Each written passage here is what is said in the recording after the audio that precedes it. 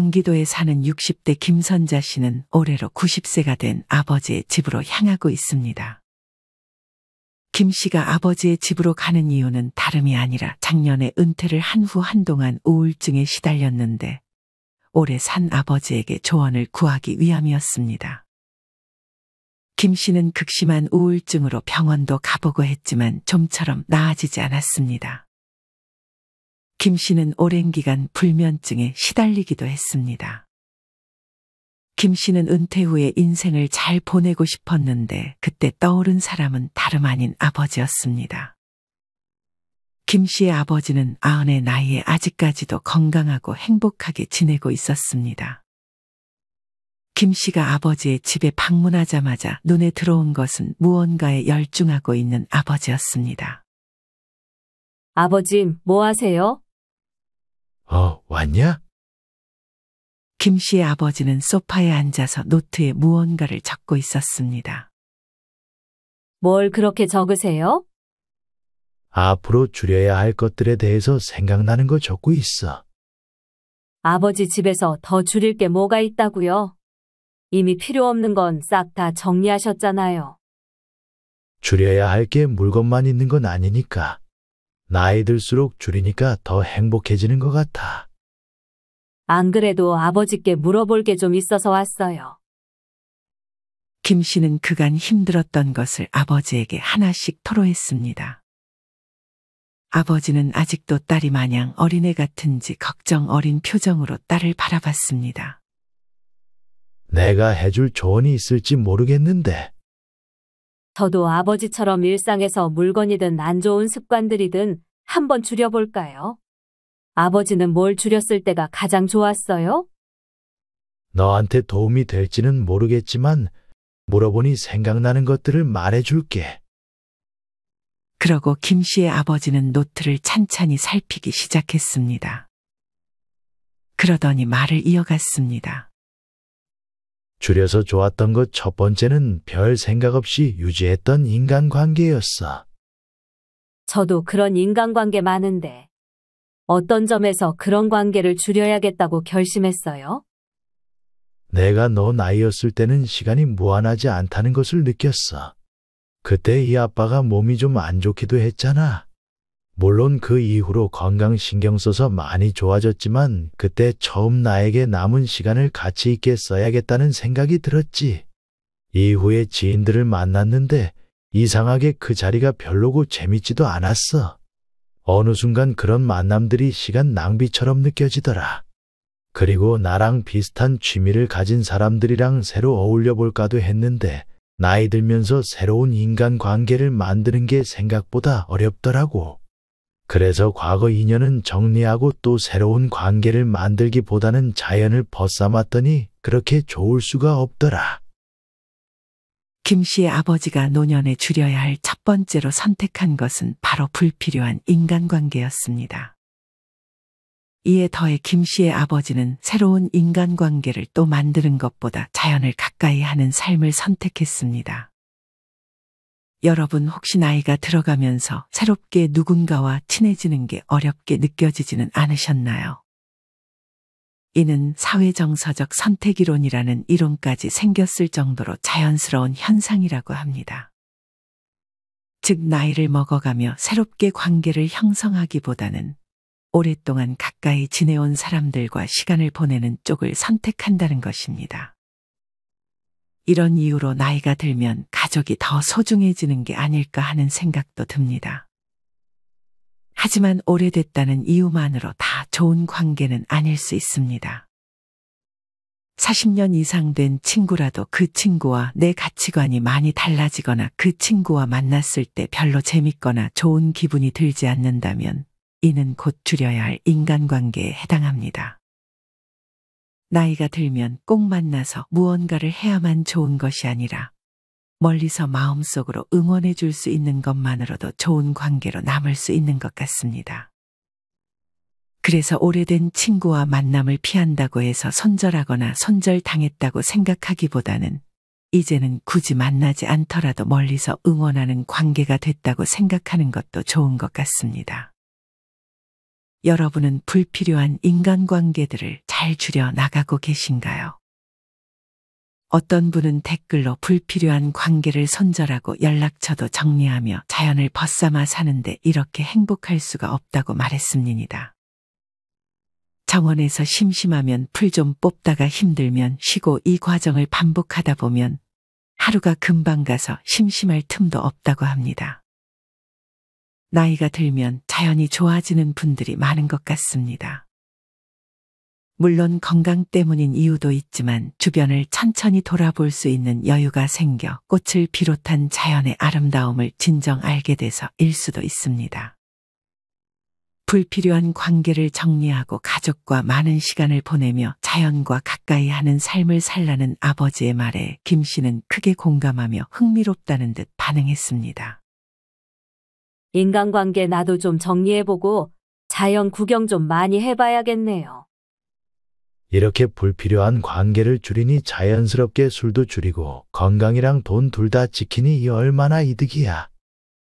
저도 친구 만나서 반주 한 잔씩 하고 그러다 보면 외식비가 많이 나오는데 안 그래도 요새 일을 안간히 지출에 대한 고민이 많았거든요. 예전엔 술 마시면서 안주 많이 먹어도 살이 잘 안 쪘는데 나이 들어서는 똑같이 술이랑 안주 먹는데 살이 더 잘 붙더라. 그리고 숙취도 나이 들면 더 심해져서 안 좋으니까 술은 밖에서도 집에서도 줄이는 게 좋아. 김 씨의 아버지가 김 씨에게 조언한 두 번째로 줄이면 좋은 것은 바로 술이었습니다. 여러분은 나이가 들수록 젊었을 때보다 술을 마시고 나서 숙취가 더 심해진 것 같은 경험 없으신가요? 나이가 들수록 술을 마시고 숙취가 심해지는 것은 자연스러운 현상입니다. 과학 전문 매체인 사이언스 오브 어스에 따르면 우리 몸이 나이를 먹어갈수록 알코올을 분해하는 과정이 비효율적으로 바뀐다고 합니다. 그리고 나이 들어 냄새 관리에 신경 쓰는 것이 좋은데 알코올은 냄새를 유발하는 노네날데하이드라는 물질을 형성해 원치 않는 체취나 입냄새를 유발할 수도 있습니다. 이뿐 아니라 알코올 섭취는 치매를 유발한다는 사실은 다들 알고 계실 것입니다. 세계보건기구 WHO에서 정한 하루 알코올 권장량은 어르신의 경우 2잔 정도라고 합니다.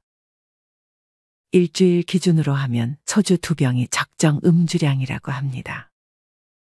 특히나 맥주같이 알코올 도수가 낮은 술은 술이 아니라며 많이 마시는 분들이 있는데 이런 음주 습관은 주의하는 것이 좋습니다. 물론 술을 좋아하는 분들은 술을 아예 먹지 않는 것이 스트레스가 될 수 있습니다. 그래서 아예 마시지 않는 것보다는 마실 때 과도하게 마시는 것만 피해주는 것이 가장 좋지 않을까 생각합니다. 정말 큰 도움이 되는 말이에요, 아버지. 아버지는 그런 딸의 말에 멋쩍게 웃었습니다. 딸은 세 번째로 뭘 줄이면 좋을지 바로 아버지께 물었습니다. 그 다음은 뭘 또 줄이면 좋을까요? 딸의 질문에 김 씨의 아버지는 주변을 훑어보기 시작했습니다. 바로 저기 보이네. 저기 어떤 거요? 약통이요? 그래? 너 최근에 병원 많이 다닌다고 하지 않았어?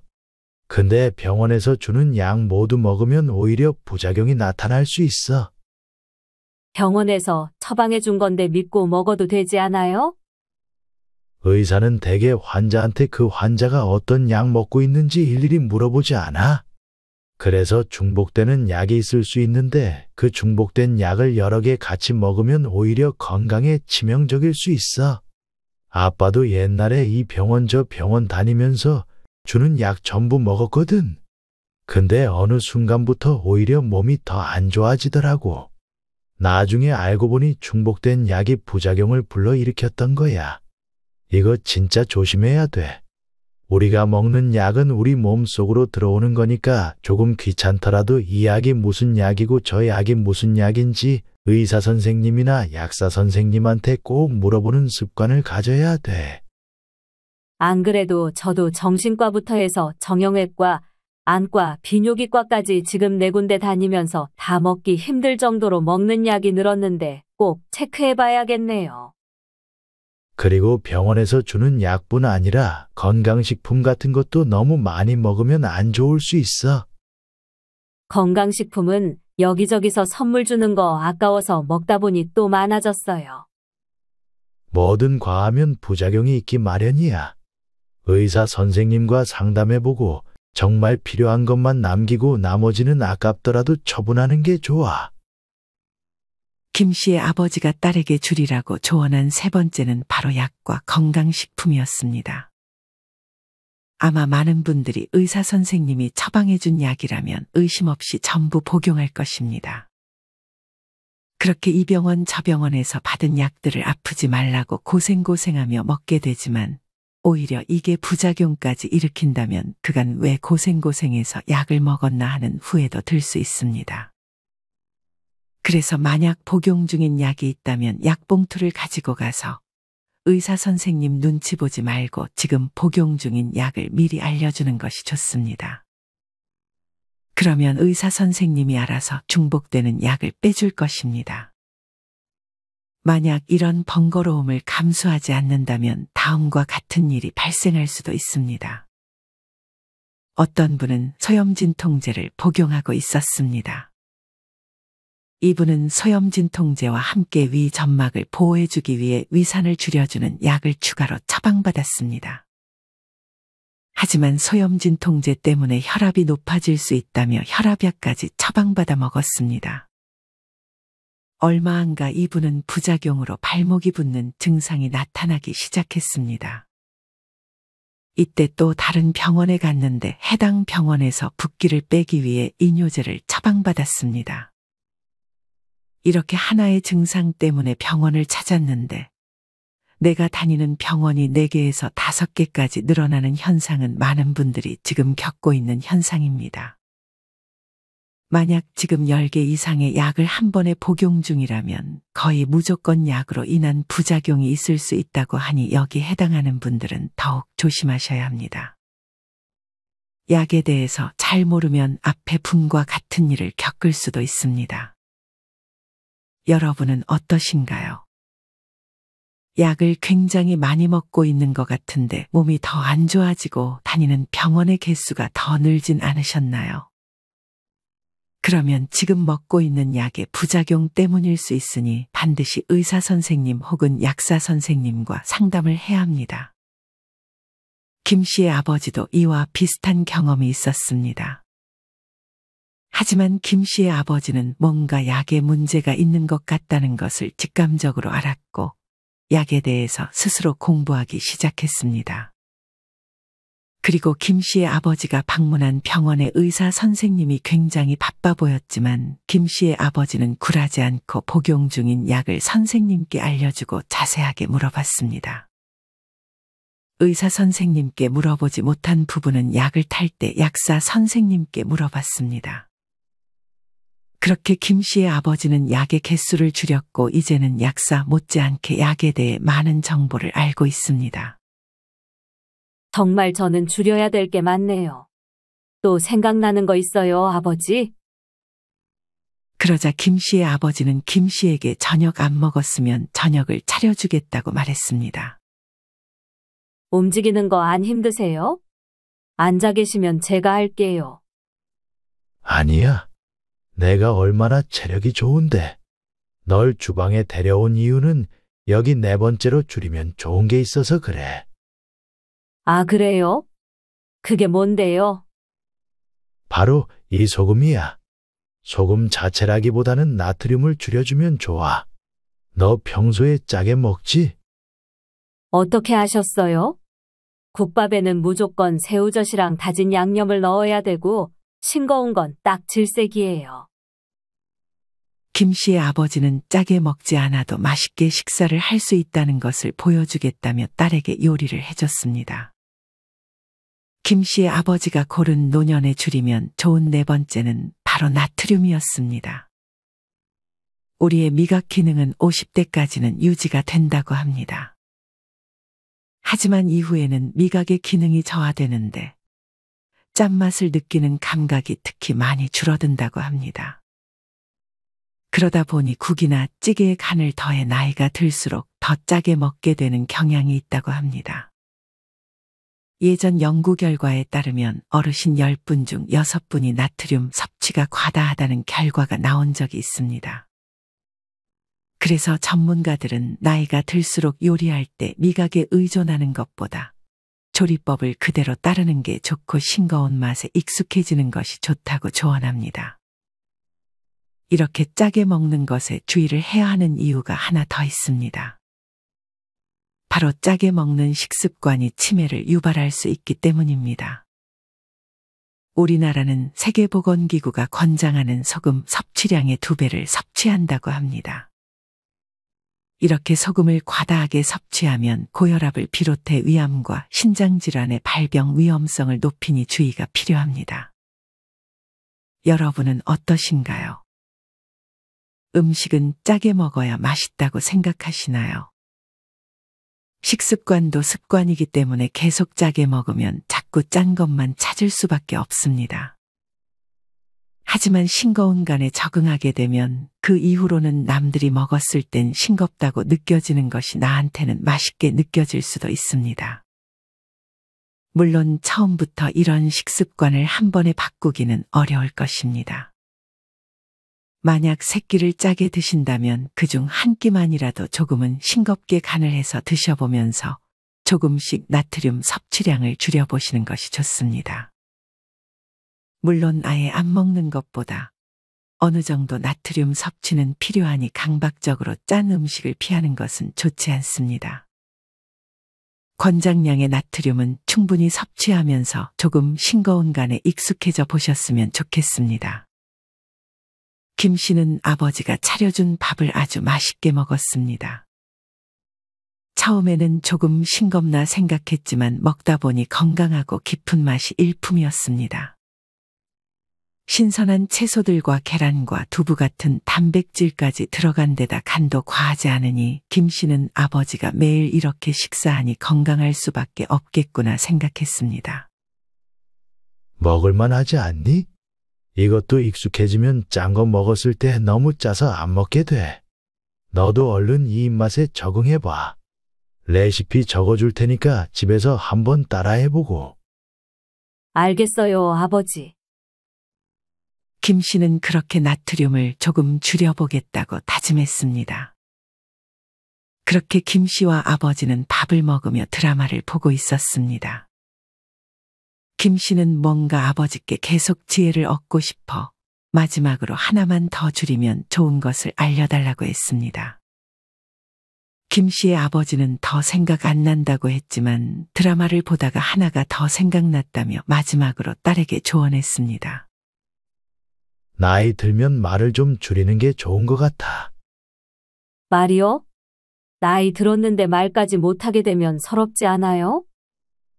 말을 하지 말라는 게 아니고 쓸데없는 말을 하지 말라는 거야. 나이 들면 아무래도 쓸데없는 말이 굉장히 많아져. 한때 너도 나 때문에 고생하지 않았어?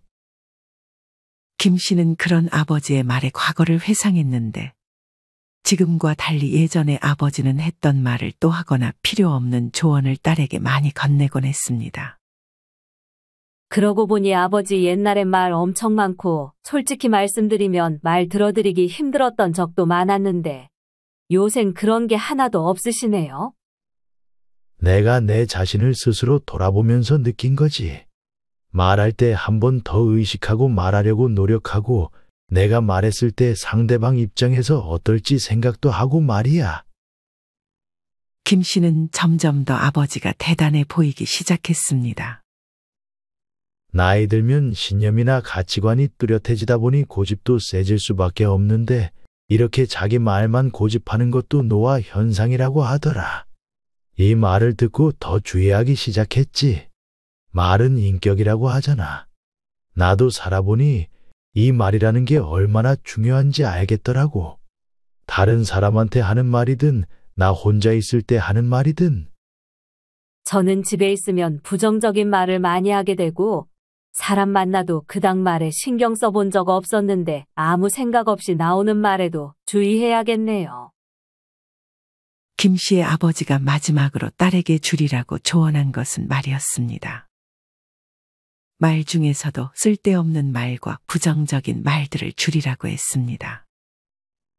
사실 우리가 무의식적으로 내뱉는 말은 우리의 성격과 기분에 참 많은 영향을 줍니다. 어떤 분은 부정적인 일을 당했을 때 그 상황을 탓하며 욕을 하기도 하지만 어떤 분은 부정적인 상황이 닥쳐도 충분히 벌어질 수 있는 일이라며 그 상황 속에서도 긍정적인 것을 찾습니다.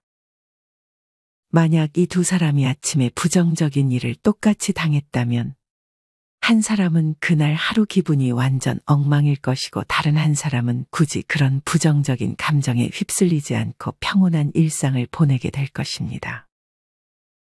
이뿐 아니라 누군가는 상대에게 하는 말에 대해서도 상대방이 어떻게 느낄지에 대해 생각하고 말하지만 다른 누군가는 그냥 자기가 해야 할 말이 떠오르면 그냥 내뱉기도 합니다.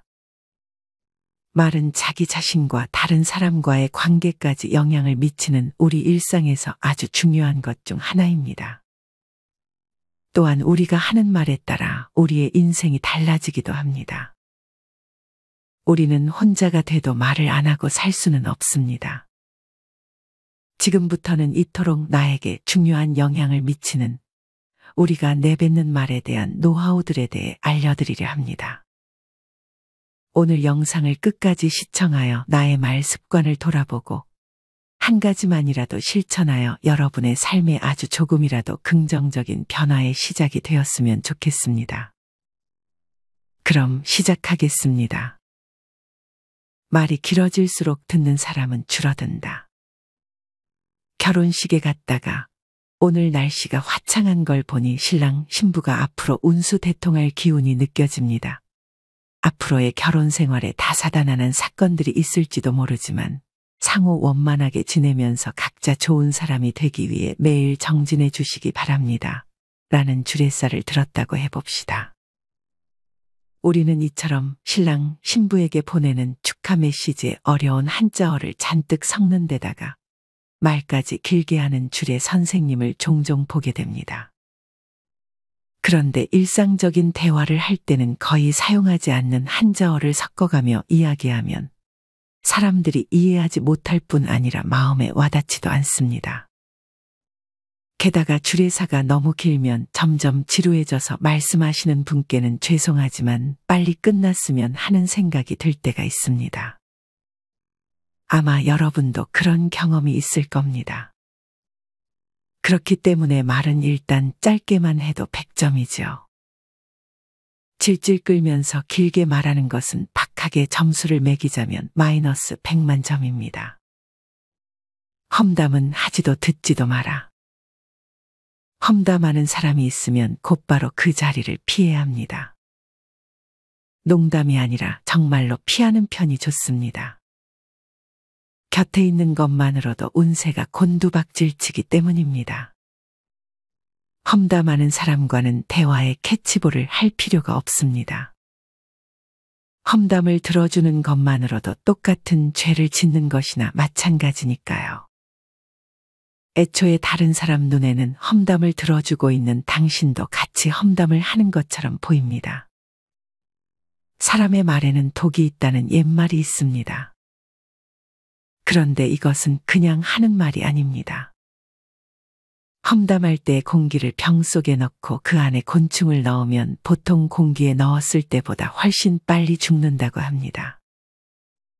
그렇기 때문에 험담을 자주 하는 사람은 자신이 내뿜은 독을 스스로 흡입해서 결국 파멸에 이르게 됩니다. 험담을 듣기만 한다고 해도 안심할 수 없습니다. 함께 그 공기를 마시면 독에 중독되기 때문입니다. 그러면 당신의 운세도 점점 기울게 됩니다. 험담하는 것은 어떤 의미에서 보면 병적이기 때문에 말을 하는 본인은 자각하지 못하는 경우가 많습니다. 예를 들어 친구 누구의 남편은 당신이랑 나이가 같은데 벌써 부장이 되었대요.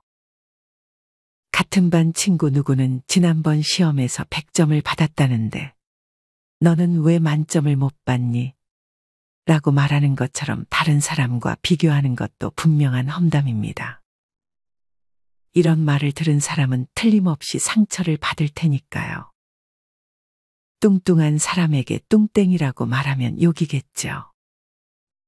사실을 말하는 것뿐인데 뭐가 잘못되었냐고 할지도 모르지만 그 말에는 사랑이 없습니다. 설령 사실이라고 할지라도 남이 듣고 상처받을 만한 말은 험담이기 때문에 절대로 입에 담아서는 안 됩니다. 험담은 하지도 듣지도 말아야 합니다. 그리고 주변에 험담하는 사람이 있으면 재빨리 피하시기 바랍니다. 말은 메아리처럼 돌아온다. 말은 메아리와 같습니다. 당신이 무엇인가 말을 하면 그 말이 다시 돌아오기 때문입니다. 게다가 더 커져서 돌아오기 때문에 어떤 말을 하느냐는 굉장히 중요합니다. 좋은 말을 하면 더 좋은 말이 메아리가 되어 돌아오기 때문에 반드시 부자가 됩니다. 그런데 당신이 아직 부자가 되지 못했다면 뭔가 좋지 못한 말을 하고 있다는 뜻입니다. 그럴 리가 없어. 난 항상 좋은 말만 하는 걸. 이라고 생각하는 사람은 목에 녹음기를 매달고 하루 동안 녹음을 해보시기 바랍니다. 나중에 들어보면 분명히 놀랄 겁니다. 아, 진짜 질린다. 웃기고 있네. 재미없어. 라는 말을 자기도 모르게 하고 있거나 습관처럼 휴 하며 한숨을 내쉬고 있을지도 모릅니다. 어쩌면 자신도 깜짝 놀랄 만큼 부정적인 말을 많이 하고 있을지도 모르죠. 하지만 그 사실을 깨달았다면 이제 괜찮습니다. 누구나 자기도 모르게 약한 소리를 하거나 부정적인 말을 할 때가 있죠.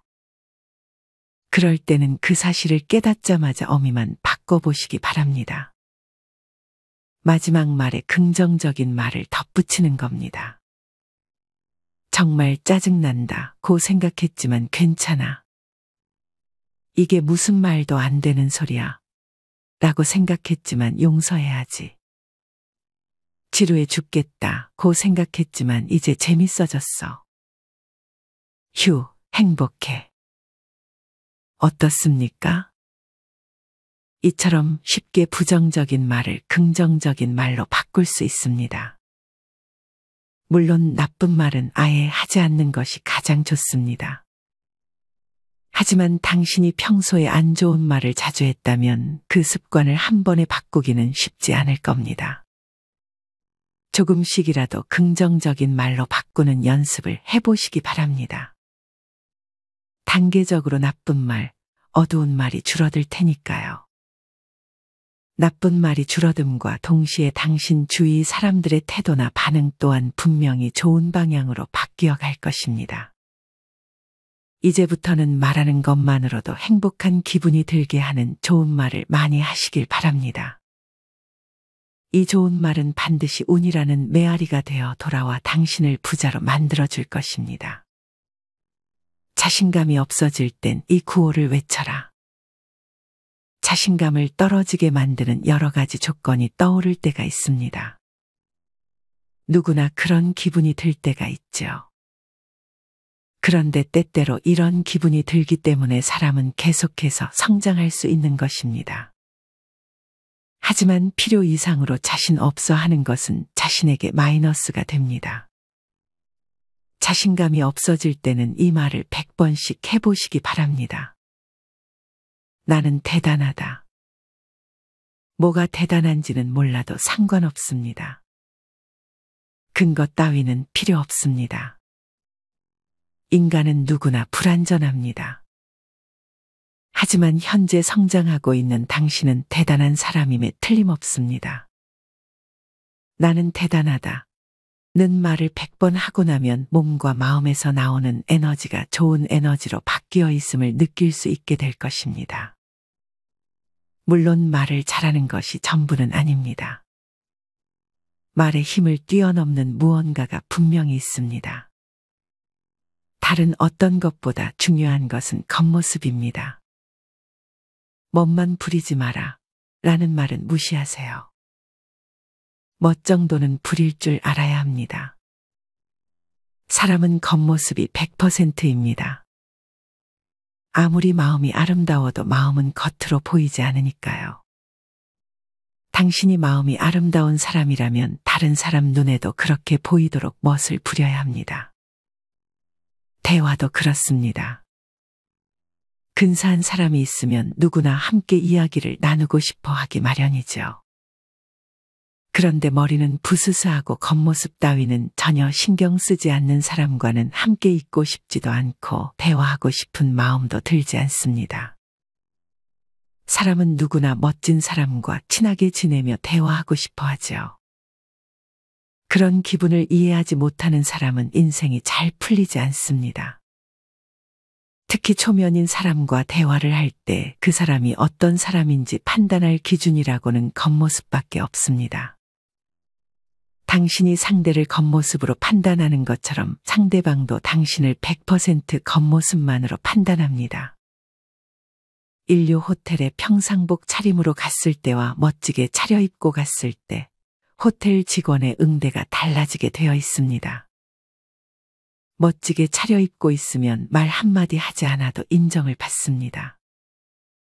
반대로 당신이 영어를 잘하든 재치 있게 말을 잘하든 돈이 많든 일단 후줄근한 차림을 하고 있으면 호텔에 발조차 들여놓기 어려울지 모릅니다. 멋지게 차려입으면 자연스럽게 자신감이 생기고 태도가 당당해지며 행동이 달라집니다. 상대의 반응은 물론 당신에게서 뿜어져 나오는 기운도 달라지는 것이죠. 안에 든 사람은 같지만 겉모습이 달라지면 상대의 반응뿐 아니라 자기 자신의 마음가짐부터 180도 달라지는 것입니다. 마치 보물을 다룰 때와 하찮은 쓰레기를 다룰 때처럼 차이가 납니다. 인생이 잘 풀리는 얼굴은 따로 있다. 얼굴 생김새는 각자의 개성이기 때문에 감히 평가하거나 성형이라도 해서 예쁘게 만들라고 강요할 수는 없습니다. 하지만 남성이든 여성이든 인생이 잘 풀리고 운이 열리는 얼굴이 되기 위해서 가장 중요한 것이 무엇인지는 말씀드릴 수 있습니다.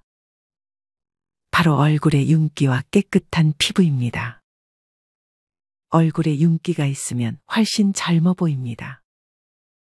피부가 푸석푸석하고 나이 들어 보이면 인기가 생길 리가 없죠. 그리고 관상학적으로도 윤기가 없는 얼굴은 절대로 성공할 수 없다고 합니다. 그러고 보면 텔레비전에 나오는 인기 연예인이나 성공한 사업가들은 하나같이 얼굴에 윤기가 있습니다. 그리고 피부가 깨끗해 보이는 화장을 하면 주위 사람들의 태도가 놀랄 만큼 달라집니다. 그런데 어떤 여성은 운이 열리는 메이크업을 마스터하고 나서 은행과 우체국에 갔을 때 깜짝 놀랄 일을 겪었다고 합니다. 지금까지 수없이 왔다 갔다 했지만 그동안은 누구도 자신을 유심히 보지 않았는데 어느 날 운이 열리는 메이크업을 하고 갔더니 담당자의 응대가 자신을 VIP를 대하듯이 정중해졌다는 것입니다. 얼굴 생김새에는 취향 차이가 있습니다. 하지만 깨끗한 피부는 남성이든 여성이든 누구나가 동경합니다. 그리고 말을 잘하고 유쾌한 사람인지 아닌지는 말을 해보기 전까지는 알 수 없습니다. 하지만 깨끗한 얼굴은 보는 순간 알 수 있죠. 얼굴은 입만큼 말을 한다는 사실을 잊지 말기 바랍니다. 사람의 인상을 크게 좌우하는 것이 뭔지 아십니까? 콕 집어 말하자면 헤어스타일입니다. 특히 남성은 액세서리도 거의 하지 않고 화장이라고 해봤자 피부톤 정리나 눈썹을 다듬는 것 정도만 하기 때문에 멋을 부릴 수 있는 부분이 극히 제한적입니다. 따라서 헤어스타일에 특히 더 공을 들여야 합니다. 물론 여성도 아무리 화장을 열심히 하고 멋진 옷으로 몸을 감싸고 있어도 헤어스타일이 트렌드에 뒤떨어지거나 머리를 빗지 않고 부스스한 볏짚처럼 하고 있으면 누가 봐도 씁쓸한 기분이 들 것입니다. 여성은 긴 머리를 싹둑 자르면 인상이 크게 달라집니다. 남성의 경우 머리를 빡빡 밀면 인상이 굉장히 많이 달라지겠죠. 이처럼 헤어스타일은 얼굴 생김새만큼이나 그 사람의 이미지를 좌우합니다. 그런데 얼굴은 화장으로 다양하게 느낌을 연출하면서 헤어스타일은 바꾸지 않고 오랫동안 같은 스타일을 유지하는 사람이 의외로 많습니다. 그래서는 전체적인 인상을 바꾸기가 어렵습니다. 사람들에게 새로운 인상을 주고 싶다면 먼저 헤어스타일부터 바꾸는 것이 좋습니다. 혹시 미용실 선택이 고민이라면 항상 멋진 헤어스타일을 연출하는 친구에게 소개를 받아 보시기 바랍니다. 때론 미소가 모든 것을 결정한다. 누군가와 즐겁게 대화하라고 하면 도대체 어떤 이야기를 하면 좋을지 몰라 고민하는 사람이 많을 것입니다. 그런데 즐거운 대화는 우리가 일반적으로 생각하는 것과는 다릅니다. 즐거운 대화는 웃는 얼굴에서 시작됩니다. 웃는 얼굴로 있으면 그 자리의 분위기가 확연하게 밝아져서 자연스럽게 즐거운 대화가 됩니다. 돈 한 푼 안 들이고 그저 웃는 얼굴로 앉아만 있어도 즐거운 대화가 가능한 것이죠. 자기도 모르게 대화를 할 때 무표정하거나 환한 얼굴을 하는 사람이 의외로 많습니다. 그러면 말을 하는 사람 입장에서는 나랑 얘기하는 게 재미없나? 내가 뭔가 화날 만한 말을 했나? 하고 불안해지기 마련입니다. 아마 당신도 그런 경험이 있을 것입니다. 그래서는 대화를 즐겁게 할 수가 없죠. 얼굴 표정은 스스로 관리해야 합니다. 아무 일도 없는데 마치 집안에 우환이 있는 표정을 하는 사람은 자기 관리가 부족하다고 할 수 있습니다. 말을 잘하지는 못하더라도 웃는 얼굴을 하고 있으면 대화 분위기가 저절로 온화해지고 따뜻해집니다. 말은 잘하지만 무표정인 사람과 말은 잘하지 못하지만 방긋방긋 웃는 사람이 있다면 어느 쪽이 더 좋을까요? 그렇습니다. 웃는 얼굴의 승리입니다. 먼저 좋은 사람이 되어야 좋은 일이 일어난다. 굳이 소리내서 말하지 않아도 됩니다. 당신이 만난 사람, 스쳐 지나간 사람에게 마음속으로 이렇게 외쳐보시기 바랍니다. 이 사람에게 온갖 좋은 일이 눈송이처럼 쏟아지게 해주세요. 빈곤한 생각을 가진 채로는 절대로 부자가 될 수 없습니다. 우선은 다른 사람의 행복까지 기도해 줄 만큼 마음이 풍요로워져야 합니다. 다른 사람의 행복을 비는 말을 하루에 100명에게 1000일 동안 해보시길 바랍니다. 사실 모르는 사람의 행복을 빌다 보면 가장 많이 변하는 사람은 자기 자신입니다. 자신이 아주 좋은 사람이 된 기분이 들죠. 그리고 일을 계속하다 보면 정말로 주위 사람들에게 너는 정말 상냥해 좋은 사람이야 라는 말을 듣기 시작할 것입니다. 여러분은 오늘의 영상을 시청하며 어떤 생각이 드셨나요? 아마 공감이 되는 부분도 안 되는 부분들도 있을 것입니다. 만약 공감이 되는 부분이 하나라도 있다면 내 삶에 적용해 보셨으면 좋겠습니다. 여러분은 노년이 되면 어떤 것들을 줄여야 한다고 생각하시나요? 노년에 줄여야 할 것들과 더불어 노년에 늘리면 좋은 것들에 대해서도 여러분의 다양한 의견을 댓글로 남겨주세요. 이상으로 오늘의 영상을 마치겠습니다. 우리 모든 구독자분들의 행복한 여생을 응원합니다. 다음에 더 좋은 내용으로 찾아뵙겠습니다. 감사합니다.